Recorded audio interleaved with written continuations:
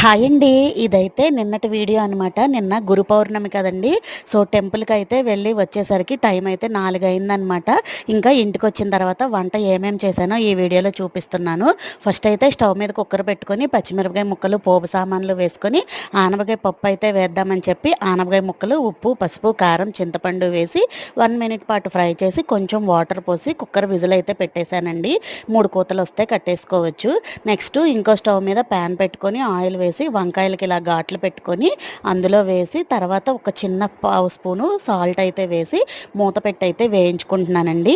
తర్వాత వచ్చేసి కందిపప్పుని నానబెట్టుకుందామని చెప్పి 2 గ్లాసులు కందిపప్పు తీసుకొని శుభ్రంగా వాష్ చేసుకొని కొంచెం సోడా ఉప్పు వేసుకొని నీళ్లు పోసి నానబెట్టుకొని పక్కనైతే పెట్టేశానండి. తర్వాత స్వామివారి ఊరేగింపు అయితే రెడీ అవుతుందండి. సో, ఇంటి ముందుకు వస్తారని చెప్పని బియ్యము, డబ్బులు, అరటి పండ్లు అవన్నీ పెట్టాను. ఈలోగా వంకాయలు ఫ్రై అయిపోయినాయండి. కారం వేసి దించేసుకున్నాను. వీడియో